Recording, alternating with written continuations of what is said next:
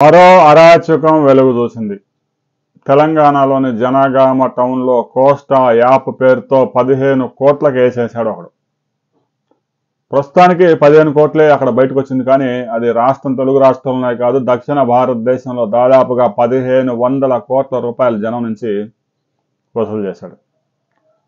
మీరు ఇచ్చిన అమౌంట్కి 6 నెలల్లోనే రెట్టింపు అమౌంట్ ఇస్తానని చెప్పేసి స్టార్టింగ్లో ఎవరైతే ఇచ్చారో చిన్న చిన్న మొత్తాలు 2000, 3000, 5000 వాళ్ళకి ఆ అమౌంట్ ఇచ్చేశాడు. అది ఆన్లైన్లోనే ట్రాన్సాక్షన్ చేసుకునే అవకాశం కూడా కల్పించారు కోస్టా యాప్.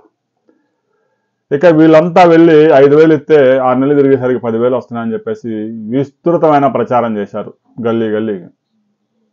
ఒక్కొక్కడు అప్పులు చేసి 1,00,000, 2 లక్షలు, 3 లక్షలు, 5 లక్షలు పుస్తకాలు తాకట్టు పెట్టి కూడా తీసుకొచ్చి కోస్టా యాప్లో అమౌంట్ వేశారు. చివరికి ఏమైంది?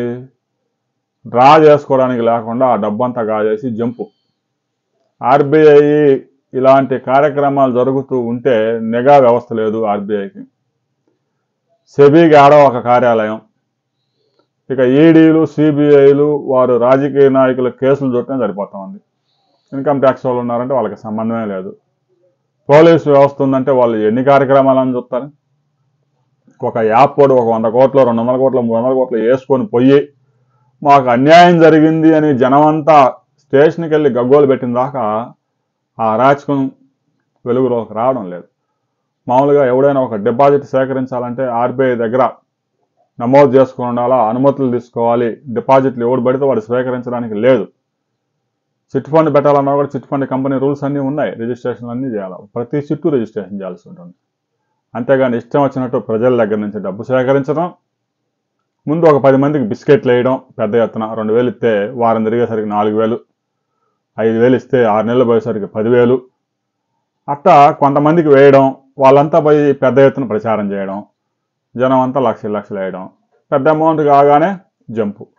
ఇలా ఎన్ని అరాచకాలు! ఈరోజు కోస్టా యాప్ అని పెట్టాడు, రేపు గోదావరి యాప్ అని పెడతాడు. దానికి మరలా స్కీమ్ మారుస్తాడు.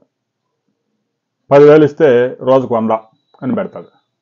ఇక 10,000 ఇస్తే రోజుకు 100 అంటే 1,00,000 ఇస్తే రోజుకి ఎంత వస్తాయి? 1000 రూపాయలు ప్రతిరోజు, నెలకు 30,000. ఇదేదో బాగుంది, ఉద్యోగం చేసిన జీతం వస్తుంది, 1,00,000 తీసుకెళ్ళి వాడి దగ్గర పడి అని అటు అందరూ. కొంతమంది ఏగానే స్టార్టింగ్ ఒక 6 నెలలు ఇస్తాడు. 6 నెలలు కాగానే వాడి దగ్గర ఒక 600 కోట్లు జమ అవుతాయి. 600 కోట్లు జమ కాగానే శుభ్రంగా బోర్డు తిప్పేసి జంపు. ఈ అరాచకాలన్నీ జరుగుతూ ఉంటాయి. అరాచకం అంతా జరిగిపోయిన తర్వాత మా ఇన్ని లక్షలు పోయినాయి, మా ఎన్ని లక్షలు పోయినాయి పోలీస్ స్టేషన్కి పోయి కంప్లైంట్ ఇస్తే తప్ప గుర్తించే వ్యవస్థ లేదు దేశంలో. ప్రతి సంవత్సరం భారతదేశం నుంచి సైబర్ నేరగాళ్ళు ఒక 48,000 కోట్లు గాజేస్తూ ఉన్నారు. ఇలా యాప్లు పెట్టి మరో 50,000 కోట్లు దోచుకుంటూ ఉన్నారు. అయినా కేంద్ర ప్రభుత్వం వీటి మీద దృష్టి సారించడం లేదు. కేవలం ఫోన్లు చేయగానే మీకు లింకులు వస్తే క్లిక్ చేయవద్దు, అనుమానితులకు ఓటీపీలు ఎవ్వరికీ చెప్పవద్దు, బ్యాంకులు మిమ్మల్ని ఓటీపీలు అడగవు, కేంద్ర ప్రభుత్వ హోంశాఖ జారీ అని చెప్పేసి ఒక ప్రకటన చేయడం తప్ప వారు మాత్రం చేస్తుంది మాత్రం ఏమీ లేదు. జనాన్ని మాత్రం ఎరవేయటంలో ఒకడిని మించి ఒకడు ఎరవేస్తూనే ఉన్నారు. ఇక ఆన్లైన్ లోన్స్ అయితే ప్రస్తుతానికైతే కొంచెం తగినట్టుగా కనిపిస్తున్నాయి. ఆన్లైన్లో 20,000, 30,000 లోన్లు తీసుకొని అవి 2 లక్షలు, 3 లక్షలు వడ్డీలతో పెరిగిపోయినాయని చెప్పేసి ఆత్మహత్య చేసుకునే వాళ్ళు ఎన్నో కేసులు. ఆ యాప్లన్నీ గూగుల్లో ఎందుకు అందుబాటులో ఉంచుతారు? అందుకే చైనా వాడు అసలు గూగుల్లోనే రానిలేదు. ఇలా అరాచకాలు జరిగిన తర్వాత కాకుండా ముందే కట్టడి చేసే వ్యవస్థ ఉండాలి, నిఘా వ్యవస్థ ఉండాలి. ఎవడు ఎక్కడ పడితే అక్కడ డిపాజిట్ వేయటం, రోజు రోజుకి 10,000 ఇస్తే రోజు రోజుకి 1,000 రూపాయలు ఆడ నుంచి వస్తాయి.